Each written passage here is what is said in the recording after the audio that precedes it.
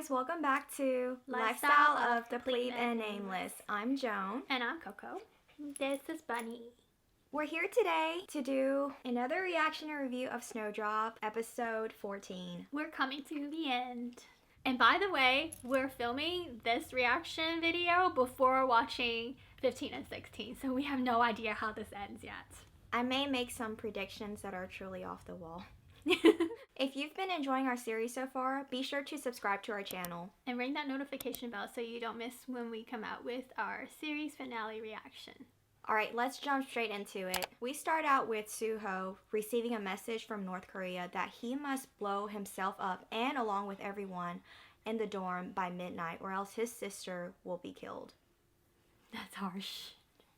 So he's really crunching in on time, and there's nothing he can do except wait. And the next thing he hears is Black Tiger turning on him seemingly. Suho ends up pulling the gun on Black Tiger and they have a face-off. Black Tiger is telling Suho, well, I have to arrest you anyway because you're gonna have to defect to the south after this. And Suho's like, no, when did I ever tell you that? Yeah, because I have a sister to worry about. I have to go back to the north.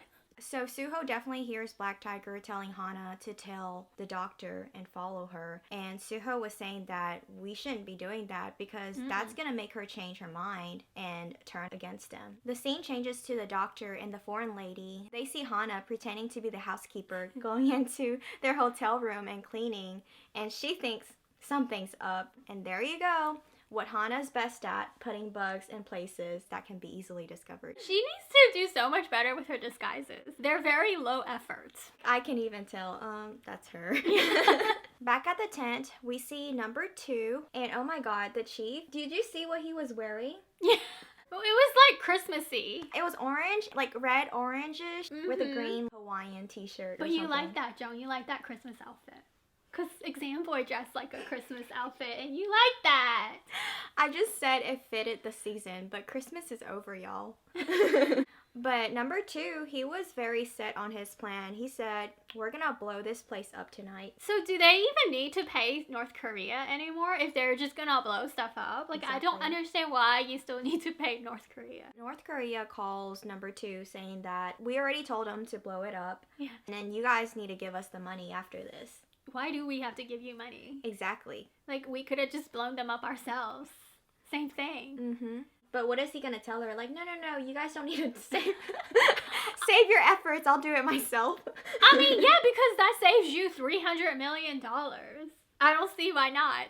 Back at the dorm, Suho finds Young-ro in the prayer room again. She's still there. And Suho asks Young-ro, if I pray, will it be answered? And Young-ro's like, why? Is something wrong? And I'm like, what kind of question is that? When is something not wrong? Like, ever. Something's always wrong. And I guess that's like their dating spot now. Like, that's where they have their mini dates or prayer dates. I wouldn't really call them dates. They're not enjoyable. So then Young-ro asks Suho, what would have been like if we were ordinary people? And Suho says, I would have been a singer in a cafe. I was so surprised. Right? I was like, you singing? I mean, like... We did hear him sing in a bonus scene one time. And he was really good. He was playing the guitar and singing. He was enjoying it. Uh-huh. And I guess that makes sense now why he was in that record shop. Oh, because he's into music. Yeah, that makes sense. And Young-ro says, I would watch you every single day, rain or shine. I will be showing up and be your biggest fan. And that was so heartwarming. Watch the ending be like so many years later, and then Suho, he starts singing at a cafe, and then Young-ro just randomly walks in. Oh, I would be shocked. I feel like they're planting a seed for that scene. So the chief's wife gets all of the documentation, stamps, and deposit booklets of... And passwords. Yes, and she goes ahead and gives it to the foreign lady to invest in her trust fund. Invest. And the foreign lady's like, ooh, thank you. And to express our appreciation for you as a customer. Just a small token. And it's a big old diamond ring. Yeah. The shop lady's eyes get so big. She's like, I'll take that. I'll take that. And I was like, that can't be real. Like, no way. The doctor gets the money, so things are set. in her favor. She calls up Suho to tell him, look, I got the money. And Black Tiger's so shocked, like, what? How'd she get the money so fast? It's only been a day. Yeah. And Suho's like, I told you she's good. She doesn't mess around. I really liked her being her boss lady self, because she was like, give the phone to Black Tiger. And she's like, I'm done with you. I know Hana's following me. Tell her to leave me alone. She plans to be back at the dorm by 10 o'clock. And Suho was like, yes, please come back before midnight. I don't want to have to blow us up. The radio runs out of battery and Black Tiger has to go charge it. He goes and looks for the headmistress. Phone girl catches them. And you know she's been looking for that radio for a long time. She finds the secret room, like, so easily. They don't even lock it anymore. What the heck? If you're not gonna lock Phone Girl up, then at least lock all the stuff up that you don't want her to find out. She immediately radios the chief. And she tells him she will try her best to save Young-ro.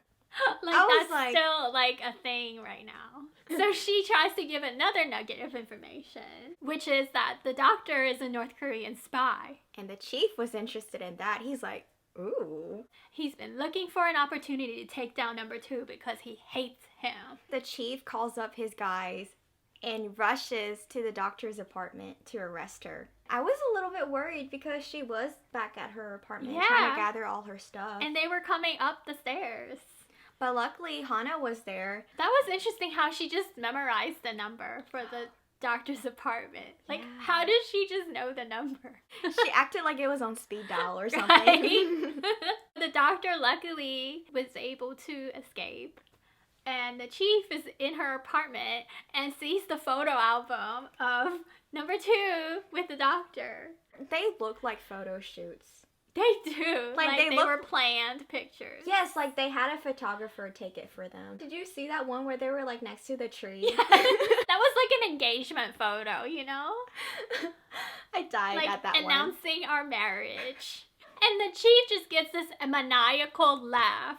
His face. He was like, I got him.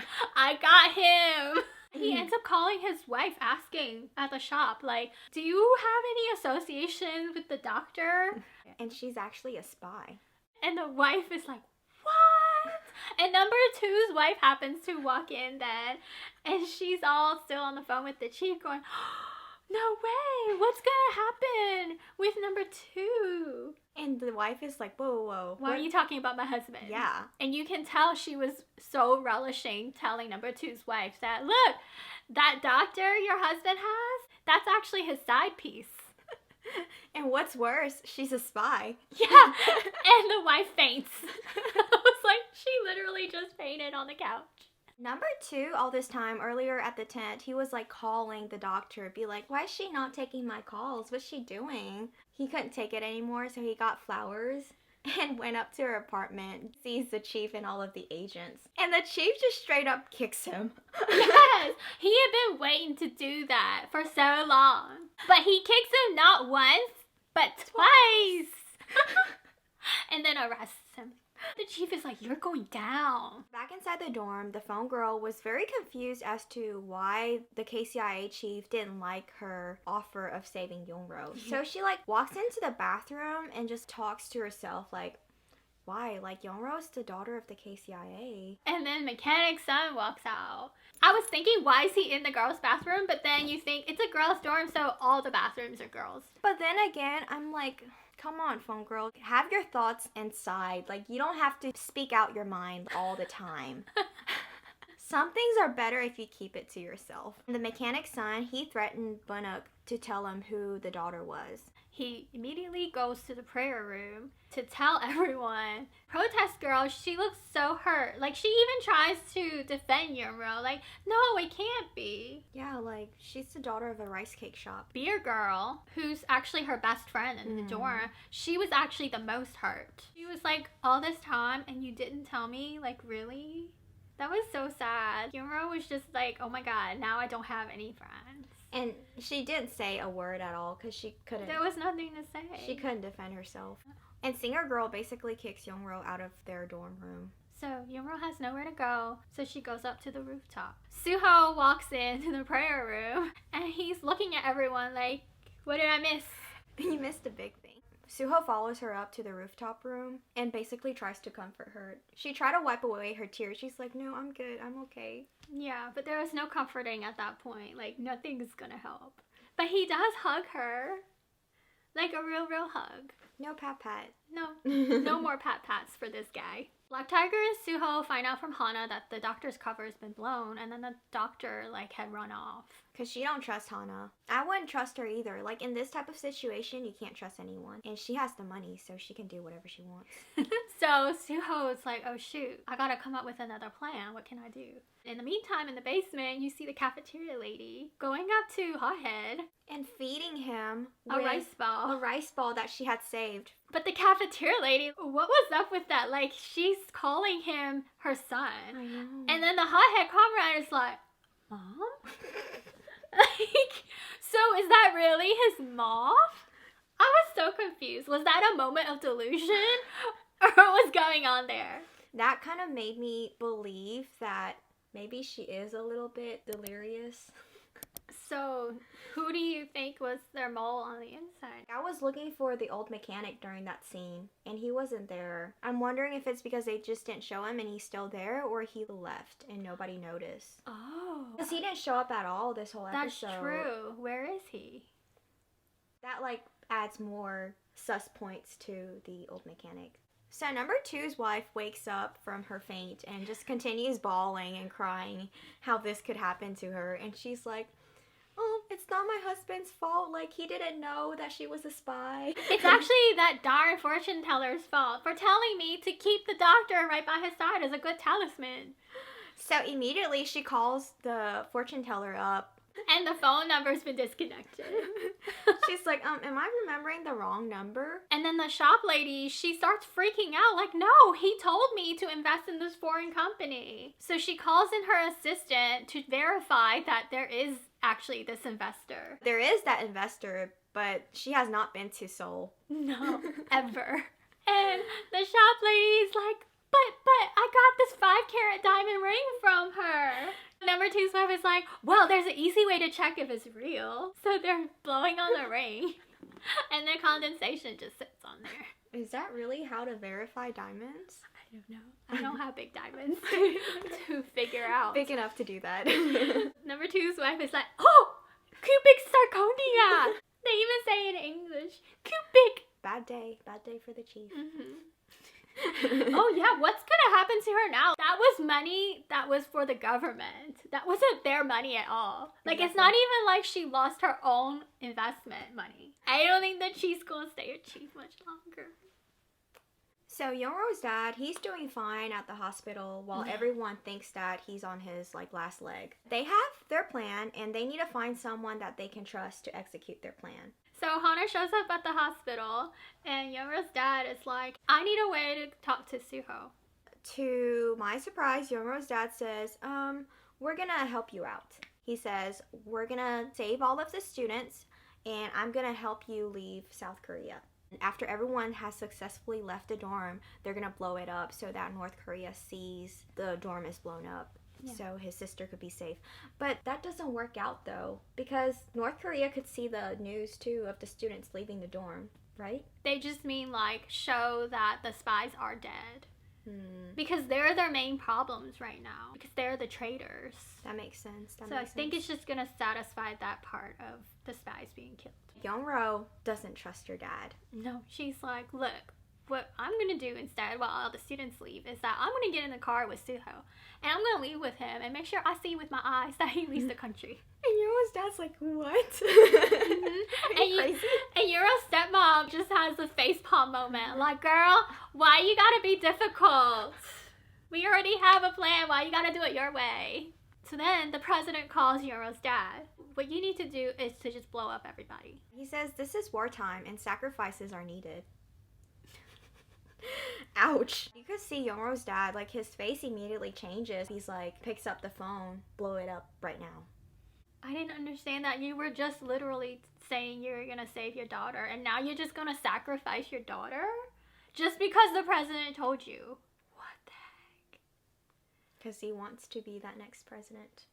After talking to that, Suho and Young-ro come out of the office, and Suho was like, I still don't think it's safe for you to be with me till the very end. And Young-ro was like, no, I want to protect you. I will be by your side till the very end. And I was like, yes. And you saw the nice, pretty silhouette of the two of them. It was so pretty. You know, this whole show, it's like all dark and green, but that was still like a really nice scene they had. Mm-hmm. And then we come at the bonus scene, which really surprised me. It turns out that Suho and Black Tiger, they had once met. Suho actually saved Black Tiger. Black Tiger owes his life to Suho. But he doesn't know that. He never saw that guy. But that's it for episode 14. If you watched with us till this point, leave us a red phone emoji. Because that stands for phone girl in her red outfit and how she rules everything.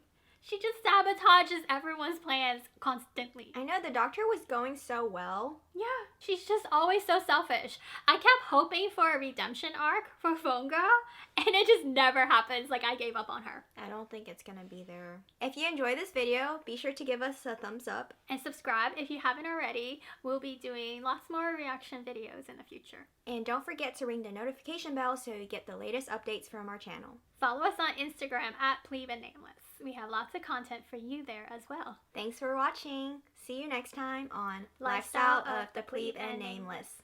Bye.